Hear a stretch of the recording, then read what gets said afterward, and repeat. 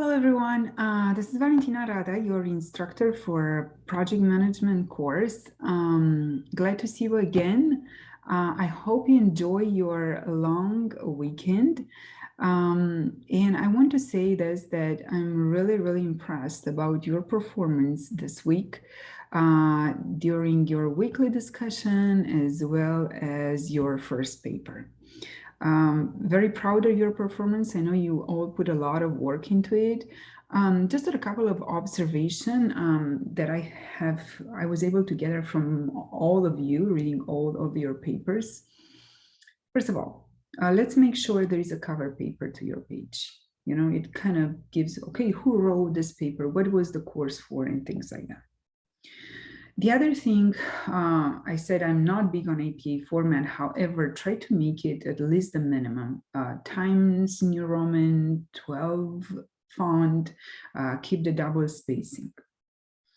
As it relates to the content, make sure you have an introduction paragraph, a body, an elaborate of what your introduction was, and at the end, make sure you have a conclusion on what is your takeaway. Articulate in 1 or 2 sentences, what was your takeaway? What was your paper about?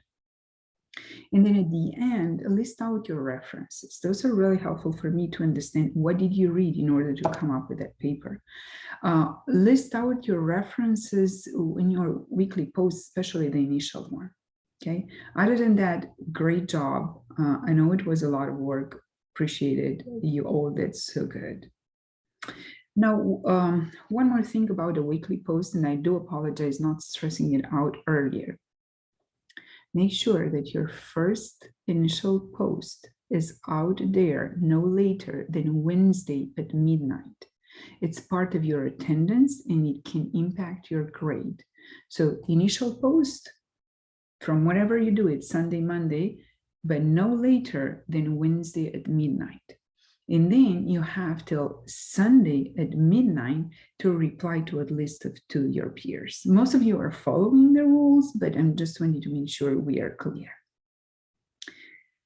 The other topic I want you to cover is the test, the CAPM tests. So really quick, you're going to have this test 4 times during the course. Week 2, week 4, week 6, and week 8. This is a test of around 50 questions. You will have 2 attempts each time, so don't really stress out, don't stress about it that much. The other thing I wanted to say here about the test, do your best, especially the second week, this week and the following, the week 4, you may not have grasped, or you had time to grasp all the material that is in those quizzes.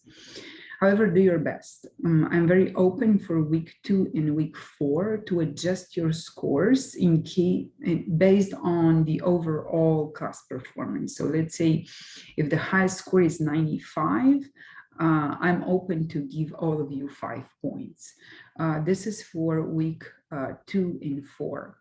However, remember, the last test is only 1 attempt, and most likely that week 8 test, I'm not going to be able to adjust in any way. So anyways, just stay open mind, read the questions carefully. Okay, read the questions from the beginning to the end, understand the meaning of the question. Read each of the options and try to integrate each of the options into the question. Okay, so take your time and be patient. It's an open book test, so you can go back and look into your books and make reference to your questions.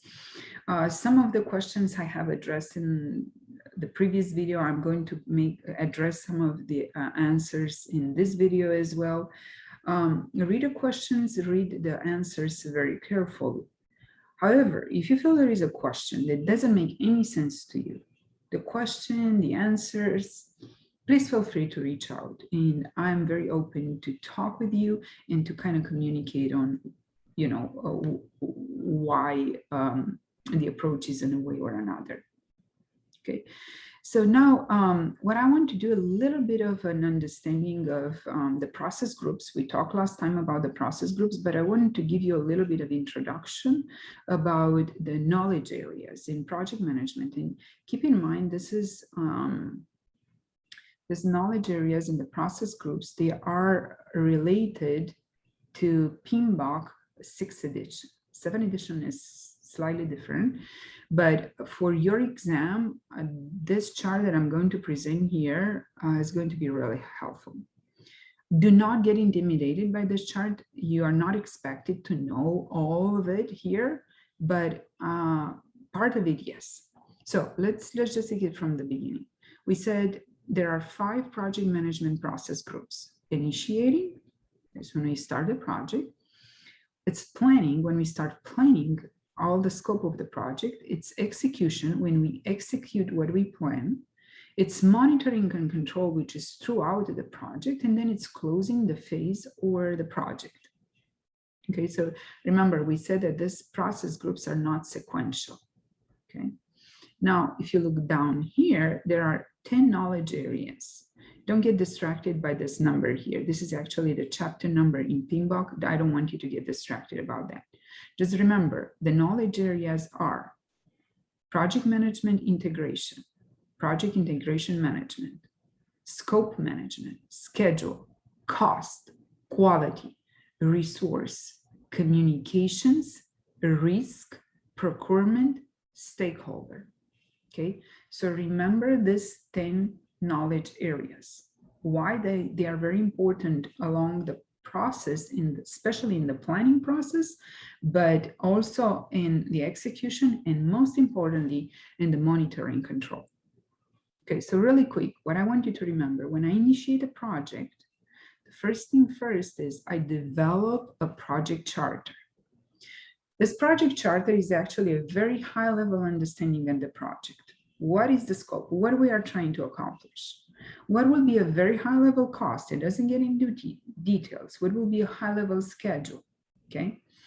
Also, this project charter authorizes project manager to be the person in charge for the project.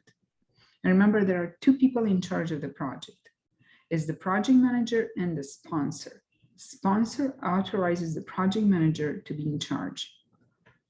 And then during the initiating process group, okay, when I initiate my project, when I started, other than developing the project charter, is then identifying the stakeholders. Who are the people that are working on the project and or they are impacted by the project? Keep in mind, a stakeholder is anyone that touches or is impacted by the project.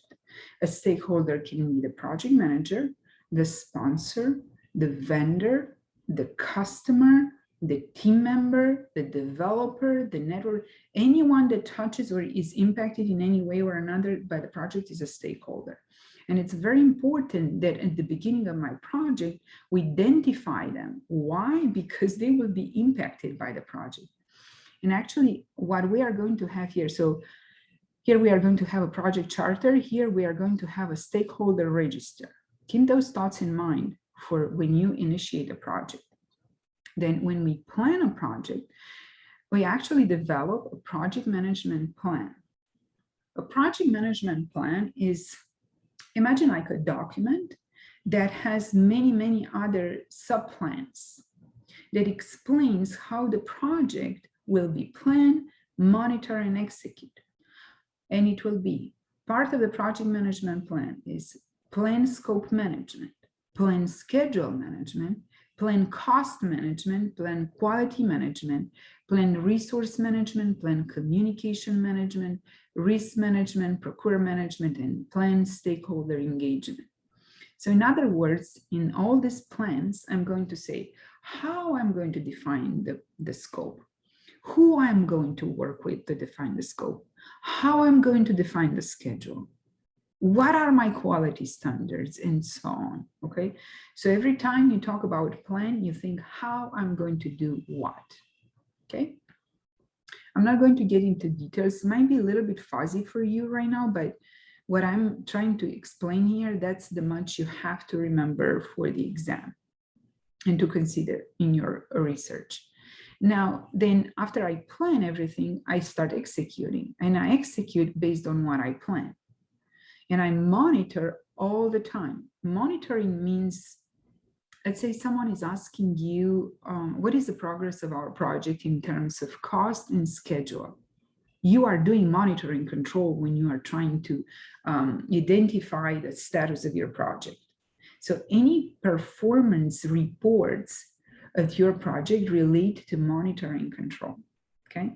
And then obviously you close the project or the phase, and that's very straightforward. This is very, very general. I don't want you to get frustrated in any way. It's PMBOK is a big book. This is very high level, but if you understand what I was trying to say in these 2-3 minutes, that should be very helpful for you to understand long run the processes as well as the knowledge areas.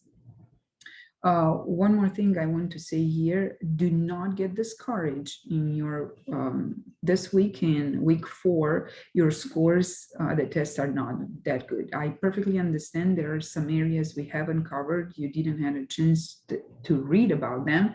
So don't get discouraged. We will figure out the grades for this week. We will keep in touch, and as I say, feel free to reach out with any questions you might have about the test, about this weekly discussion topic, and or any other upcoming assignments.